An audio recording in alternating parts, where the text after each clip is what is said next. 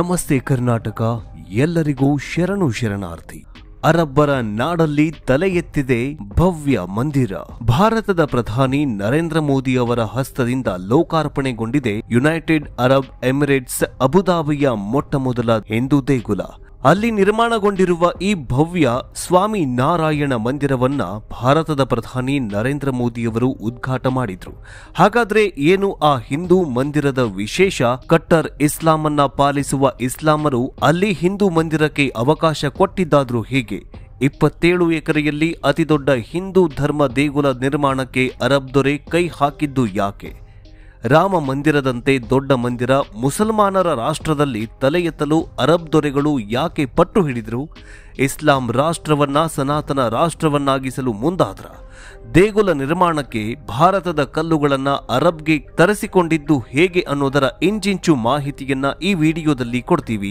Video ತುಂಬಾ interesting ಆಗಿದೆ, ಎಲ್ಲೂ ಸ್ಕಿಪ್ ಮಾಡದೆ ನೋಡಿ. ಇಂತಹ ವಿಸ್ಮಯಕಾರಿ ಮತ್ತು ಆಶ್ಚರ್ಯಕರ ವಿಷಯಗಳು ನಮ್ಮಲ್ಲಿ ಮಾತ್ರ ಸಿಗತ್ತೆ. ಸೊ ಅದಕ್ಕಾಗಿ ನಮ್ಮ ಯೂಟ್ಯೂಬ್ ಚಾನಲ್ ಅನ್ನ ಈ ಕೂಡಲೇ ಸಬ್ಸ್ಕ್ರೈಬ್ ಮಾಡಿ ಅಂಡ್ ಈ ವಿಡಿಯೋಗೆ ಒಂದು ಲೈಕ್ ಕೊಡಿ. ನಿಮ್ಮ ಒಂದು ಲೈಕ್ ನಮಗೆ ಆ ಪರಶಿವನ ಆಶೀರ್ವಾದ ಇದ್ದ ಹಾಗೆ. ಅಂಡ್ ನೀವೇನಾದ್ರೂ ಶಿವನ ಭಕ್ತರಾಗಿದ್ರೆ ಓಂ ನಮಃ ಶಿವಾಯ ಎಂದು ಕಮೆಂಟ್ ಮಾಡಿ. ಮುಸ್ಲಿಂ ದೇಶದಲ್ಲಿ ಹಿಂದೂ ದೇವಾಲಯ ನಿರ್ಮಾಣವಾಗಿರೋದು ನಿಮಗೇನನ್ಸುತ್ತೆ? ಇದು ಸರಿನಾ ತಪ್ಪಾ ಅನ್ನೋದನ್ನ ಕಮೆಂಟ್ ಮೂಲಕ ತಿಳಿಸಿ. ವಿಡಿಯೋವನ್ನ ಶುರು ಮಾಡೋಣ ಬನ್ನಿ. ಮುಸ್ಲಿಂ ದೇಶದಲ್ಲಿ ಹಿಂದೂ ದೇವಾಲಯ ನಿರ್ಮಾಣವಾಗಿರೋದು ನಿಮಗೇನನ್ಸುತ್ತೆ? ಇದು ಸರಿನಾ ತಪ್ಪಾ ಅನ್ನೋದನ್ನ ಕಮೆಂಟ್ ಮೂಲಕ ತಿಳಿಸಿ. ಭಾರತದ ಪ್ರಧಾನಿ ನರೇಂದ್ರ ಮೋದಿಯವರು ಯುಎಇಯ ಪ್ರವಾಸದಲ್ಲಿದ್ದಾರೆ. ಜಾಯದ್ ಸ್ಪೋರ್ಟ್ಸ್ ಸಿಟಿ ಸ್ಟೇಡಿಯಂನಲ್ಲಿ 70,000 ಭಾರತೀಯರು ಮೋದಿಯವರ ಮಾತುಗಳನ್ನ ಕೇಳಿ ಪುಳುಕಿತರಾಗಿದ್ದಾರೆ. ಅಲ್ಲಿ ವಿಶೇಷವಾಗಿ ಪ್ರಧಾನಿ ನರೇಂದ್ರ ಮೋದಿಯವರನ್ನ ಸ್ವಾಗತಿಸಿ ಅನಿವಾಸಿ ಭಾರತೀಯರು ದೊಡ್ಡ ಮಟ್ಟದಲ್ಲಿ ಸ್ವಾಗತ ಮಾಡಿದ್ರು. ಅರಬ್ ನೆಲದಲ್ಲಿ ಮೊಟ್ಟ ಮೊದಲ ಬಾರಿಗೆ ಬೃಹತ್ ಹಾಗೂ ಭವ್ಯ ಹಿಂದೂ ದೇಗುಲ ನಿರ್ಮಾಣವಾಗಿದೆ. ಅದು ಕೂಡ ದುಬೈನಲ್ಲಿ, ಮಸ್ಕತ್ನಲ್ಲಿ. ಅರಬ್ ರಾಷ್ಟ್ರದ ಮತ್ತೆಲ್ಲೂ ಕೂಡ ಅಷ್ಟು ದೊಡ್ಡ ದೇವಾಲಯಗಳು ಇರಲಿಲ್ಲ. ಆದ್ರೀಗ ಅರಬ್ ರಾಷ್ಟ್ರದಲ್ಲಿ ಮೊಟ್ಟ ಮೊದಲ ಬಾರಿಗೆ ಇದೇ ಮೊಟ್ಟ ಮೊದಲ ಬಾರಿಗೆ ಭವ್ಯ ಹಿಂದೂ ದೇಗುಲ ತಲೆ ಎತ್ತಿದೆ. ಮಂದಿರವನ್ನ ನಿರ್ಮಾಣ ಮಾಡಿರೋದು BAPS ಅಂದ್ರೆ ಬೊಚಾಸನ್ ವಾಸಿ ಅಕ್ಷರ ಪುರುಷೋತ್ತಮ ಸ್ವಾಮಿ ನಾರಾಯಣ ಸಂಸ್ಥೆ. ಮತ್ತು ಮಂದಿರ ನಿರ್ಮಾಣಕ್ಕೆ ಯುನೈಟೆಡ್ ಅರಬ್ ಎಮಿರೇಟ್ಸ್ ಸರ್ಕಾರ 27 ಎಕರೆ ಜಮೀನನ್ನು ಕೂಡ ಕೊಟ್ಟಿದೆ. ಅಬುದಾಬಿಯಲ್ಲಿ ತಲೆ ಎತ್ತಿ ನಿಂತಿರೋ ಈ ಮಂದಿರ 108 ಅಡಿ ಎತ್ತರವಷ್ಟು ಇದೆ. 262 ಅಡಿಗಳಷ್ಟು ಉದ್ದ ಮತ್ತು 180 ಅಡಿಗಳಷ್ಟು ಅಗಲವನ್ನ ಹೊಂದಿದೆ. ಇದು UAE ಇತಿಹಾಸದಲ್ಲಿ ಅತ್ಯಂತ ನಿರ್ಧಾರವಾಗಿದೆ. ಯಾಕಂದ್ರೆ UAE ಸರ್ಕಾರ ತನ್ನ ನೆಲದಲ್ಲಿ, ಅದರಲ್ಲೂ ಮುಸ್ಲಿಮರ ನೆಲದಲ್ಲಿ ಹಿಂದೂ ದೇಗುಲ ನಿರ್ಮಾಣ ಹಾಗೂ ಮೂರ್ತಿ ಪೂಜೆಗೆ ಅವಕಾಶ ಕೊಟ್ಟಿದೆ. ಹಿಂದೂ ಮುಸಲ್ಮಾನರ ನಡುವಿನ ಸಂಬಂಧವನ್ನ ಗಟ್ಟಿ ಮಾಡೋದಕ್ಕೆ ಈ ನಿರ್ಧಾರವನ್ನ ತೆಗೆದುಕೊಂಡಿದೆ. 27 ಎಕರೆ ಭೂಮಿಯಲ್ಲಿ 900 ಕೋಟಿ ರೂಪಾಯಿ ಖರ್ಚು ಮಾಡಿ ಈ ದೇಗುಲ ನಿರ್ಮಾಣ ಮಾಡಲಾಗಿದೆ. ಇದು ಪಶ್ಚಿಮ ಏಷ್ಯಾದಲ್ಲಿ ಅತಿದೊಡ್ಡ ಹಿಂದೂ ದೇಗುಲವಾಗಿದೆ. ಭಕ್ತರಿಂದ ದೇಣಿಗೆ ಸಂಗ್ರಹ ಮಾಡಿ ದೇಗುಲವನ್ನ ಕಟ್ಟಲಾಗಿದೆ. ಭಾರತದ ಪ್ರಾಚೀನ ಶಿಲ್ಪ ಶೈಲಿಯಲ್ಲಿ ಈ ದೇಗುಲ ನಿರ್ಮಾಣ ಮಾಡಲಾಗಿದೆ. ಸುಮಾರು 10,000 ಭಕ್ತರು ಏಕಕಾಲಕ್ಕೆ ಪ್ರಾರ್ಥನೆ ಪೂಜೆ ಮಾಡಬಹುದಾಗಿರುವುದು ಇದರ ವಿಶೇಷವಾಗಿದೆ. UAE 7 ಎಮಿರೇಟ್ಸ್ಗಳನ್ನ ಪ್ರತಿನಿಧಿಸುವ ಹಾಗೆ ಈ ಮಂದಿರದಲ್ಲೂ 7 ಶಿಖರಗಳನ್ನ ನಿರ್ಮಾಣ ಮಾಡಿದ್ದಾರೆ. ಅದರಲ್ಲಿ ರಾಮಾಯಣ, ಮಹಾಭಾರತ, ಭಾಗವತ, ಶಿವಪುರಾಣಕ್ಕೆ ಸಂಬಂಧಪಟ್ಟಿದ್ದು ಕೆತ್ತನೆಗಳು ಇವೆ. ಜೊತೆಗೆ ವೆಂಕಟೇಶ್ವರ ಸ್ವಾಮಿ, ನಾರಾಯಣ, ಜಗನ್ನಾಥ, ಅಯ್ಯಪ್ಪ ಸ್ವಾಮಿ ಸೇರಿದಂತೆ ಅನೇಕ ದೇವರುಗಳನ್ನ ಪ್ರತಿಷ್ಠಾಪಿಸಲಾಗಿದೆ. ಪಂಚಭೂತಗಳು ಅಂತ ಕರೆಯೋ ಭೂಮಿ, ನೀರು, ಬೆಂಕಿ, ವಾಯು ಮತ್ತು ಆಕಾಶಕ್ಕೆ ಸಂಬಂಧಪಟ್ಟ ಅನೇಕ ಕೆತ್ತನೆಗಳು ಇವೆ.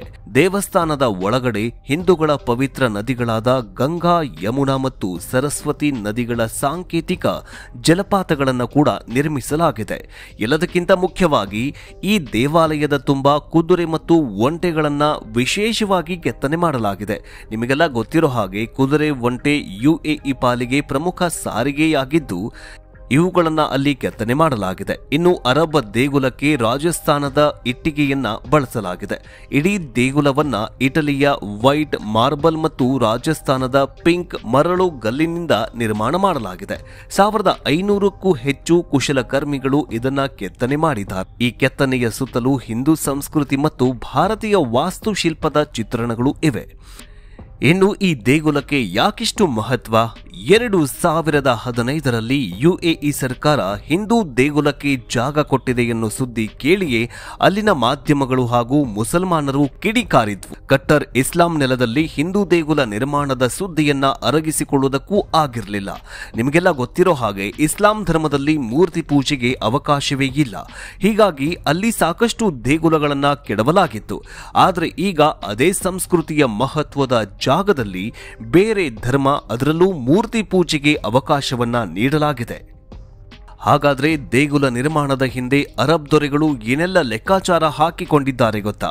ನಿಮಗೆಲ್ಲ ಗೊತ್ತಿರೋ ಹಾಗೆ ಹಿಂದೂ ಧರ್ಮದ ದೇಗುಲಗಳು ಧಾರ್ಮಿಕ ಮಾತ್ರವಲ್ಲದೆ ಆರ್ಥಿಕವಾಗಿಯೂ ಮಹತ್ವವನ್ನ ಪಡೆದುಕೊಳ್ಳುತ್ತವೆ. ತಿರುಪತಿ, ಶಬರಿಮಲೆ, ಅಯೋಧ್ಯೆ, ಧರ್ಮಸ್ಥಳ ಹೀಗೆ ಹಲವಾರು ದೇಗುಲಕ್ಕೆ ಲಕ್ಷಾಂತರ ಭಕ್ತರು ಬರ್ತಿದ್ದಾರೆ. ಅಲ್ಲಿ ಭಕ್ತರಿಂದ ಆ ದೇವಾಲಯಗಳು ಕೋಟಿ ಕೋಟಿ ಆದಾಯವನ್ನ ಗಳಿಸ್ತಿವೆ.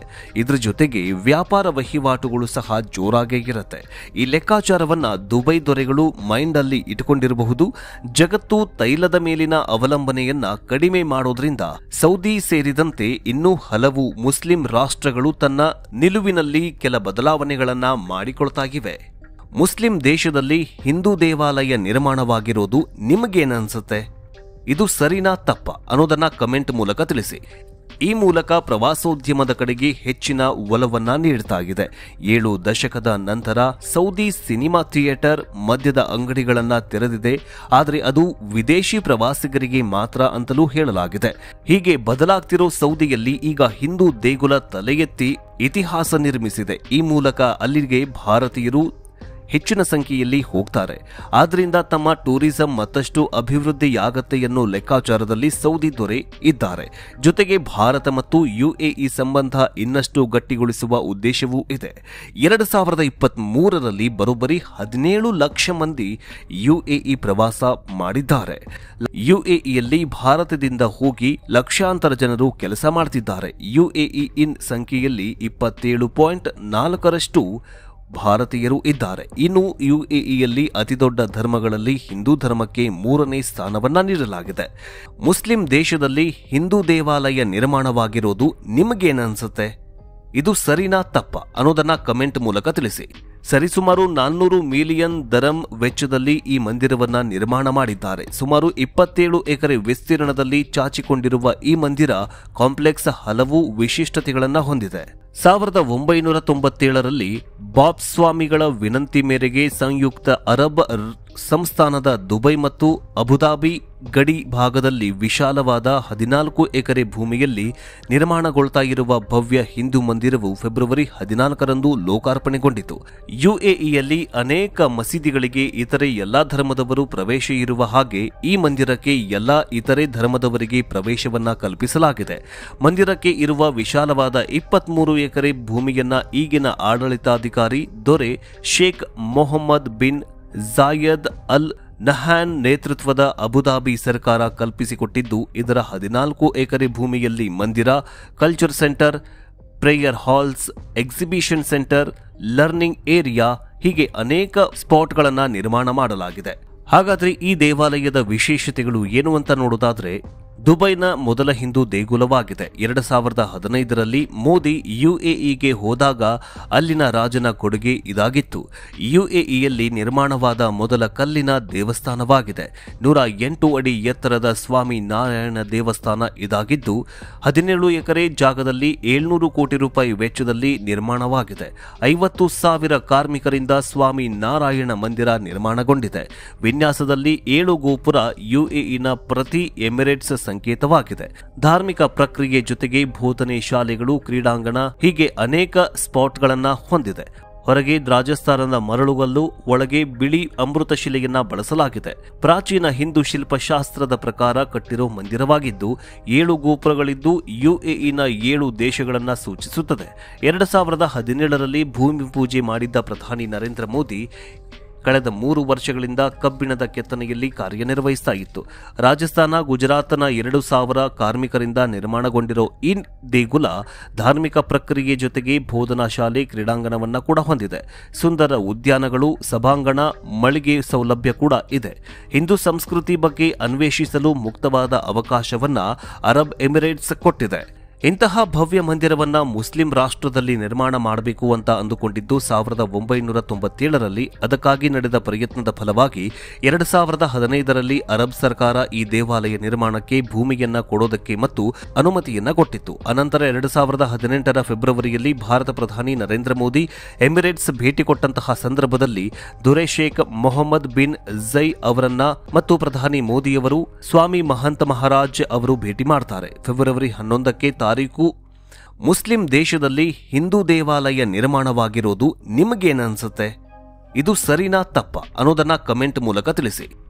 ಫೆಬ್ರವರಿ 11ನೇ ತಾರೀಕು ಮಂದಿರ ನಿರ್ಮಾಣಕ್ಕೆ ಭೂಮಿ ಪೂಜೆಯನ್ನ ನೆರವೇರಿಸುತ್ತಾರೆ. ಅನಂತರ ಕೊರೋನಾ ಆರ್ಭಟ ಜೋರಾಯಿತು. ಅದರಿಂದ ನಿರ್ಮಾಣ ಕಾರ್ಯ ಸ್ವಲ್ಪ ಸ್ಥಗಿತಗೊಂಡಿತ್ತು. ಆದ್ರೀಗ 2018ರ ನಂತರ 2024ರಲ್ಲಿ ಭವ್ಯ ಹಿಂದೂ ಮಂದಿರ ನಿರ್ಮಾಣಗೊಂಡಿದೆ. ಈಗ ವಿಶ್ವದ ಮೂಲೆ ಮೂಲೆಯಲ್ಲಿ ಆಶ್ಚರ್ಯಚಕಿತರಾಗುವಂತೆ ಮಾಡಿದೆ. ಕಾರಣ ಹಿಂದೂ ಧರ್ಮ ಮುಸ್ಲಿಂ ಧರ್ಮದ ನೆಲದಲ್ಲಿ ಒಂದು ದೇಗುಲ ನಿರ್ಮಾಣ ಮಾಡತ್ತೆ ಅಂತಂದ್ರೆ ಇದು ಆಶ್ಚರ್ಯಕರ ಸಂಗತಿಯಾಗಿದೆ. ಮುಸ್ಲಿಂ ದೇಶದಲ್ಲಿ ಹಿಂದೂ ದೇವಾಲಯ ನಿರ್ಮಾಣವಾಗಿರೋದು ನಿಮಗೇನನ್ಸುತ್ತೆ?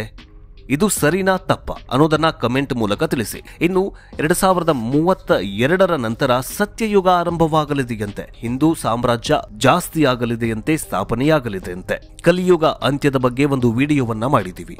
ಅದನ್ನು ನೋಡಿ ಪ್ರೋತ್ಸಾಹಿಸಿ. ಮುಂದಿನ ವಿಡಿಯೋದಲ್ಲಿ ಸಿಗೋಣ. ಜೈ ಹಿಂದ್, ಜೈ ಕರ್ನಾಟಕ, ಶರಣು ಶರಣಾರ್ಥಿ, ಜೈ ಶ್ರೀರಾಮ್.